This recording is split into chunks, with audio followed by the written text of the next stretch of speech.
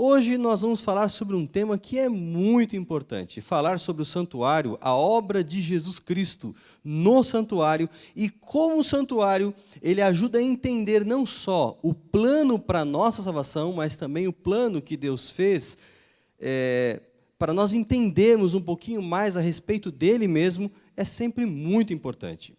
E eu dei por título desse sermão, dessa mensagem, os paradoxos do santuário. Essa semana aconteceu um negócio muito interessante, porque eu estava em casa e, de repente, a Stephanie, minha filha mais velha, que tem 4 anos, chegou para mim e falou assim: pai, eu gosto do sol, mas o sol faz secar os rios, acabar a água. E eu não gosto da chuva, mas a chuva é boa, porque ela faz com que os rios tenham água, e aí não acaba a água. É interessante isso, porque, claro, não é o sol que faz com que as águas acabem, mas o raciocínio é interessante porque mesmo uma criança pequena pode perceber que existem alguns paradoxos na vida. Algumas coisas que aparentemente não fazem sentido, mas que se você for parar para pensar, essas coisas mostram que a realidade é um pouco mais complexa do que à primeira vista ela parece. E como é que a gente pode definir, então, paradoxos?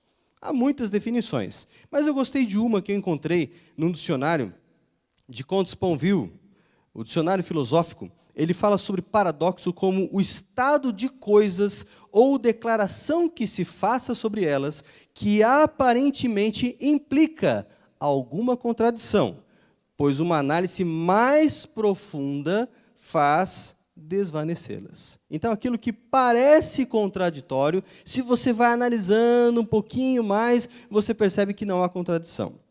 Bom, então, hoje nós vamos falar um pouquinho sobre algumas dessas aparentes contradições, algumas dessas complexidades que aparecem no santuário. E eu quero dizer para você que o santuário é muito importante. Muitas vezes nós olhamos o santuário apenas como um modelo para entendermos o plano da salvação. E não é de todo errado pensar nisso, porque o texto clássico para nós pensarmos nesse aspecto é Êxodo 25, verso 8. O texto diz ali: e me farão um santuário para que eu possa habitar no meio deles. E é interessante porque quando você olha o santuário, o versículo 9 diz que Moisés recebeu a ordem de Deus: você fará o santuário conforme o modelo que eu te mostrei no monte. Então Deus mostra um modelo para Moisés. Que modelo é esse? É o santuário celestial. Moisés constrói o santuário terrestre a partir daquilo que ele viu, daquilo que Deus mostrou para ele do santuário celestial. Mas o santuário não é algo apenas existente em função do plano da salvação. E eu quero ler rapidamente 2 textos. O primeiro deles está em Jó, no capítulo 1. O texto diz: certo dia, verso 6, os anjos, ou os filhos de Deus, vieram apresentar-se ao Senhor, e Satanás também veio com eles. Esse texto está me dizendo que havia um momento no calendário de Deus em que todos os seus filhos, todos os seres criados por ele, vinham adorá-lo na sua presença. E em que lugar essas pessoas vinham adorar a Deus?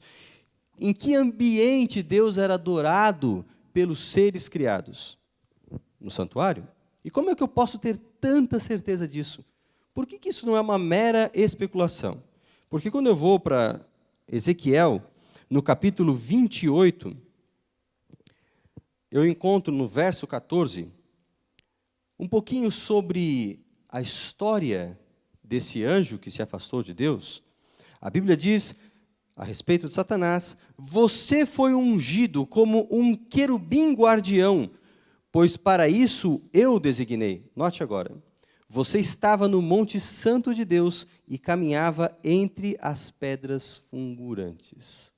No monte santo de Deus, Deus tinha um lugar onde as pessoas se congregavam para adorá-lo. Esse lugar não é o próprio céu, mas ele está localizado no céu. E esse lugar é o santuário de Deus. Portanto, o santuário de Deus ele existia antes do pecado, e ele era também um lugar de adoração, onde Deus se relacionava com as suas criaturas. Então, dentro da relação entre Deus e suas criaturas, existe um componente que dá significado a essa relação. E esse componente é o santuário. Deus se revela às suas criaturas, ele estabelece um relacionamento com elas por meio do seu santuário. Dito isso, nós vamos estudar então agora 5 paradoxos que eu posso aprender sobre Deus a partir do seu santuário. E o primeiro deles, eu vou enunciar todos, o primeiro deles a gente pode chamar de o paradoxo da prosêmica divina. E aí vem uma palavrinha diferente, prosêmica. O que é prosêmica? Esse termo foi criado por um sociólogo, Edward T. Hall, em 1966. E esse termo, ele indica o espaço entre as pessoas e como elas interagem a partir desse espaço. Então, é claro, pessoas muito próximas, você pode observá-lo, por exemplo, um casal de namorados num restaurante, antes da pandemia, claro. Um casal de namorados, como é que eles vão estar sentados? Um bem pertinho do outro. Agora, se, por exemplo, existe uma tensão entre duas pessoas, como é que elas vão se mostrar? Distantes fisicamente. Então, o espaço entre as pessoas me diz algumas coisas, porque ali existe comunicação não verbal. A distância entre elas comunica o status, o tipo de relacionamento que elas têm. É claro que também isso implica um pouco em cultura. Nós, sul-americanos, gostamos muito de abraçar, de conversar, de nos aproximar das pessoas. O europeu já é um pouco mais distante nesse aspecto. Existe uma distância de respeito. Você não deixa uma pessoa desconhecida invadir o seu espaço e se aproximar muito. Isso é prosêmica. Então, quando a gente fala do paradoxo da prosêmica divina, é entender como Deus se relaciona com os seres humanos. E a gente pode, dentro desse paradoxo, pensar na relação da casa de um Deus que não habita em casas. Como assim? Nós já citamos aí o texto de Êxodo 25, verso 8, a ordem de Deus, e me farão um santuário. Por que Deus queria um santuário? O texto continua dizendo, para que eu possa habitar no meio deles. Então, o santuário era um lugar para que Deus habitasse, correto? Deus habita no santuário. Mais ou menos. Por quê? Veja o que Salomão diz lá em 1 Reis, capítulo 8, 27 a 29. Aqui é um momento de dedicação. O santuário, o templo de Salomão, está sendo dedicado. E nesse templo, Salomão ele faz uma oração, e ele diz assim, mas de fato, habitaria Deus na terra? Eis que os céus e até os céus dos céus não te podem conter, quanto menos esta casa que eu edifiquei.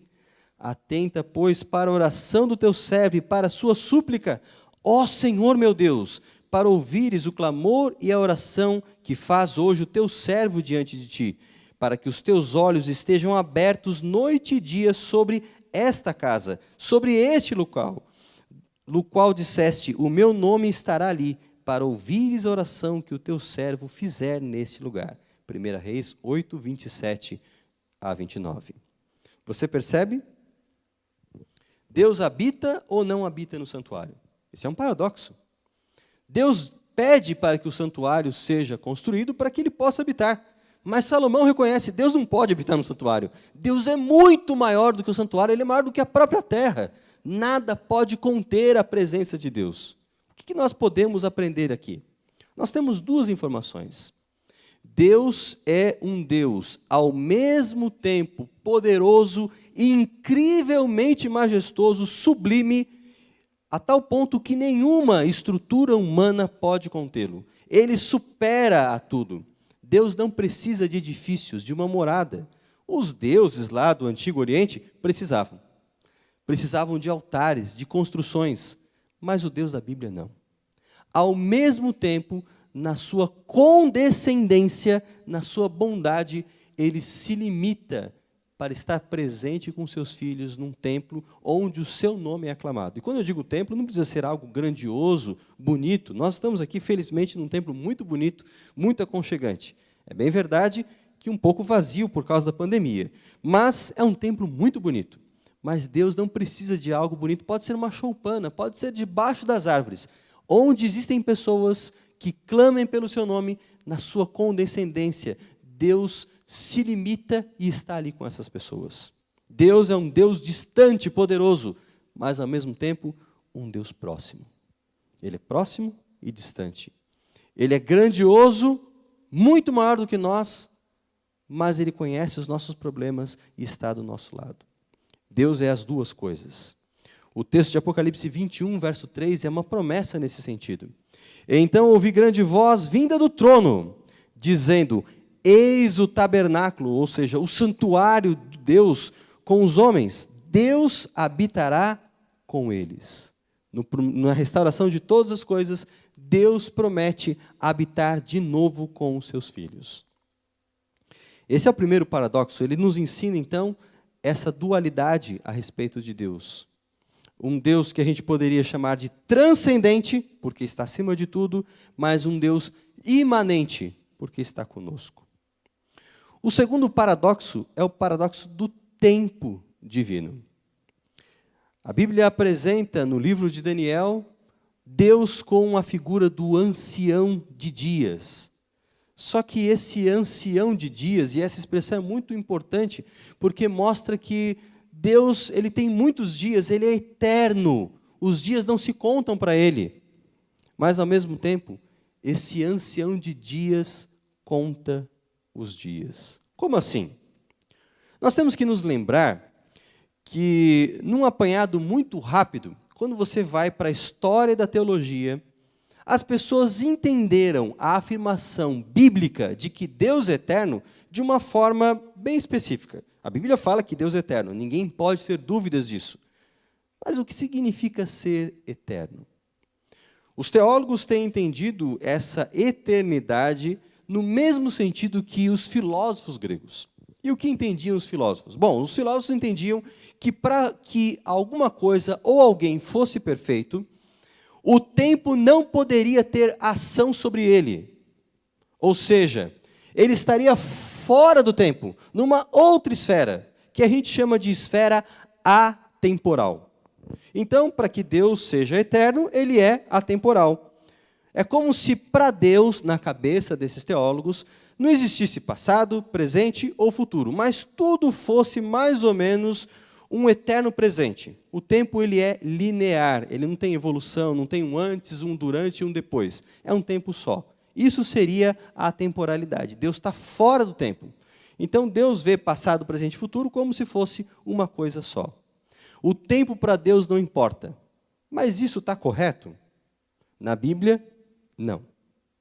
Como eu posso ter certeza que isso não está correto? Recorrendo, como exemplo, a uma das muitas passagens que mostra para a gente que o tempo conta para Deus, sim. Daniel 8, verso 14, um texto clássico, um texto que a gente poderia dizer adventista, ele diz assim, uma conversa entre dois anjos, ele me disse, isso tudo levará 2.300 tardes e manhãs, então o santuário será purificado, reconsagrado, depende aí da sua versão.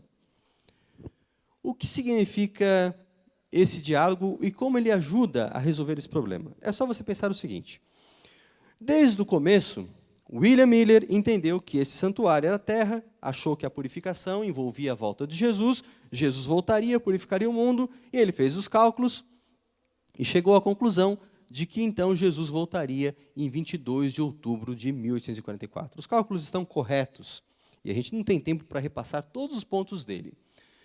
Mas a aplicação de William Miller tinha problemas, porque na Bíblia a terra não é apresentada como santuário. O santuário a que se refere essa profecia também não é o santuário, um dos muitos santuários que o povo de Israel teve. Afinal, o tabernáculo, o templo de Salomão, o templo de Herodes, aquele no qual Jesus pôde pregar muitas vezes, todos esses santuários já não existiam ao fim dessa profecia. Então, a que se refere esse santuário? A Bíblia fala de um outro santuário, mas não um feito por mãos humanas. Lá no livro de Hebreus, nós somos introduzidos ao santuário celestial. Claro que esse conceito perpassa o Antigo Testamento, mas ali ele é clarificado. E quando a gente pensa nisso, a gente tem que entender que o santuário dessa profecia é o santuário celestial. O santuário seria purificado ao fim das 2.300 tardes e manhãs. Então vamos pensar aí. Em 22 de outubro de 1844, o santuário será purificado. Seria começada uma obra. Aonde seria começada essa obra? No santuário, que está no céu. Então, em 22 de outubro de 1844, aqui na terra, nesse tempo, começaria uma obra no céu simultaneamente. Você entendeu? O tempo na terra é o tempo do céu. Não existem dois tempos. Para Deus, o tempo está contando da mesma maneira como Ele conta aqui na terra. Então, Deus não é atemporal.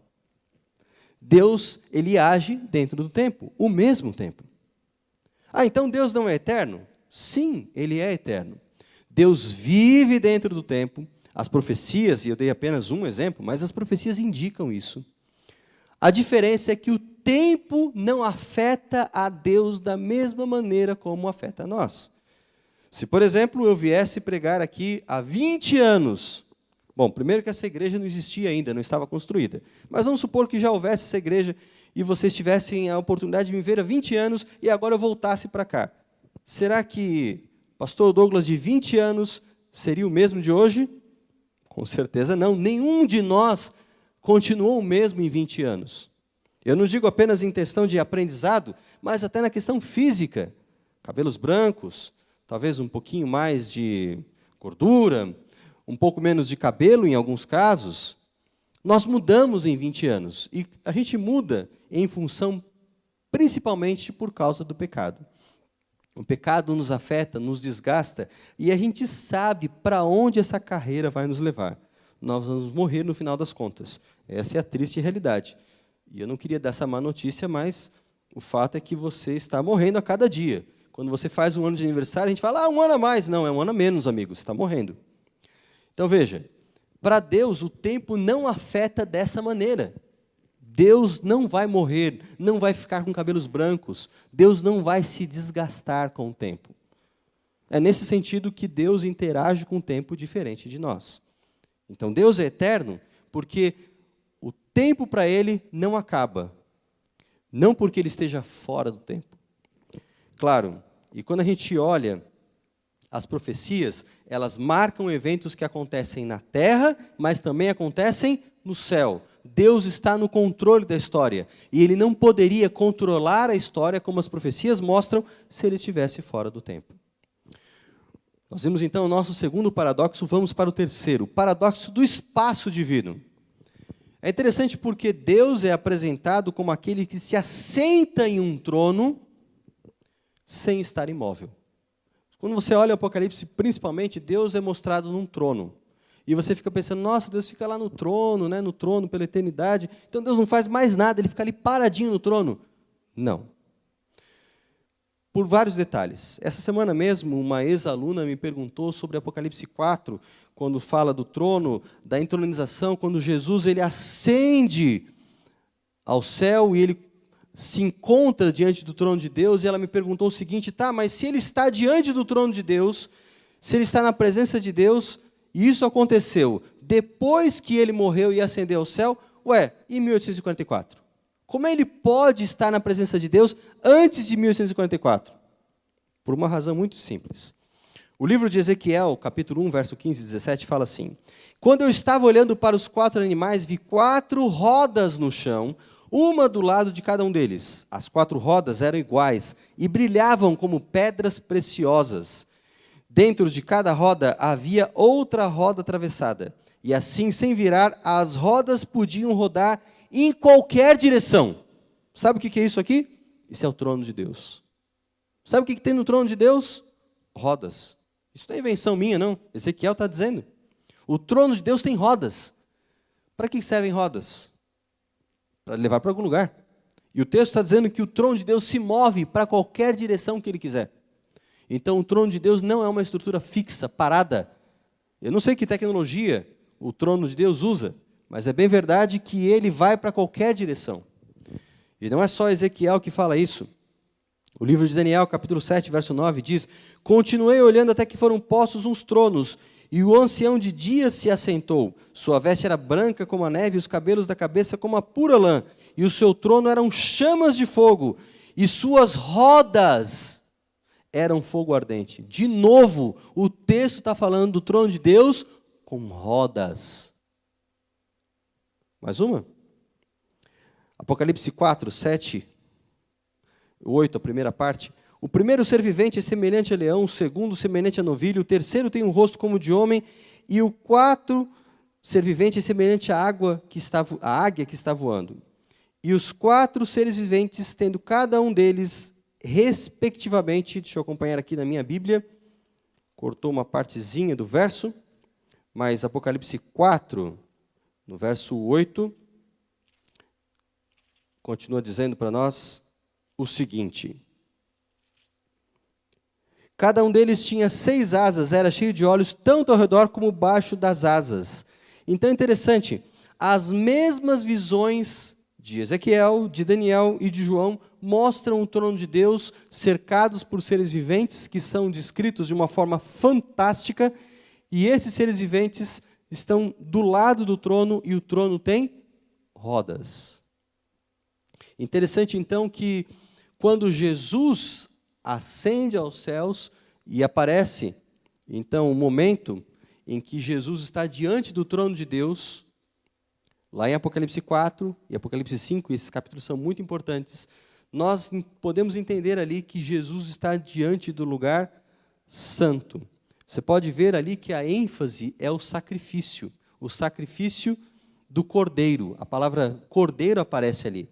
É interessante que Jesus é apresentado como cordeiro. Então ali é o lugar santo. O lugar santíssimo começa essa fase do julgamento em 1844.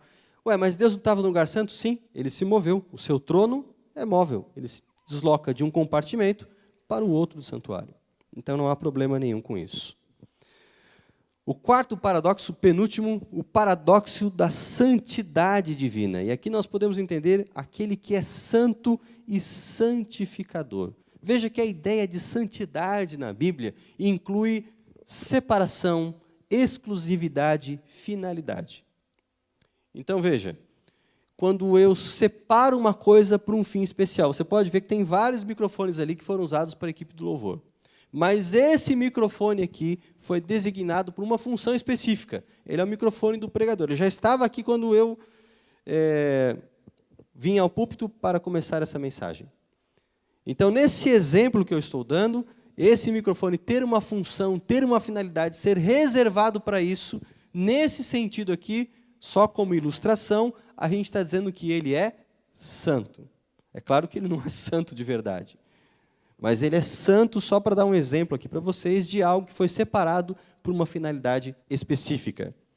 Então, quando a gente pensa nisso, as coisas santas, elas são separadas, elas não se misturam. Se Deus é santo, dá a impressão de que Deus é distante, de que Deus não se mistura. Se o povo de Deus é um povo para ser chamado santo, então ele não pode se misturar com os outros povos. Ele não pode interagir com os outros povos. Mas veja, aquele que é santo e aquele que conclama o seu povo para ser santo, também é um Deus que mandou que o seu templo, o seu santuário, fosse casa de oração para todos os povos. Então, a santidade de Deus não exclui o chamado que ele faz a outras pessoas para aceitar a sua mensagem e também passar por um processo de santificação. Veja quando a Bíblia apresenta isso, Isaías 56, verso 7, e agora estou lendo na nova tradução da linguagem de hoje: eu os levarei ao meu monte santo. Veja que monte santo aqui, muitas vezes, é um termo que a Bíblia usa para se referir a um lugar onde está a presença de Deus. E vocês ficarão felizes na minha casa de oração. Eu aceitarei os sacrifícios e as ofertas que vocês apresentarem no meu altar, pois a minha casa será chamada de casa de oração para todos os povos. Eu lhes disse, agora lendo Mateus 21, verso 13, também na nova tradução da linguagem de hoje, nas Escrituras Sagradas está escrito que Deus disse o seguinte, agora Jesus está citando o mesmo trecho de Isaías que nós acabamos de ler. A minha casa será chamada de casa de oração, mas vocês a transformaram num esconderijo de ladrões. Jesus está dizendo que o comércio religioso que havia na sua época impedia o templo de cumprir o seu propósito de atrair pessoas ao Deus de Israel. Veja que a casa de oração de um Deus santo é também um lugar onde ele vai santificar essas pessoas que se achegam à presença dele. E aqui a gente está falando do santuário, o lugar da habitação de Deus. E é claro que o santuário celestial também cumpre essa função, porque ali a ministração de Jesus que nós podemos acompanhar em Hebreus, especialmente Hebreus 8, verso 9, essa ministração é no sentido de purificar o seu povo. Então todos aqueles que se achegam a ele podem passar por esse processo. Lá em Hebreus 4, verso 14 a 16, diz que nós somos convidados a entrar na presença de Deus. Eu quero ler com você esse texto, Hebreus, capítulo 4, versos 14 a 16. Hebreus, capítulo 4, verso 14 a 16. A Bíblia diz assim: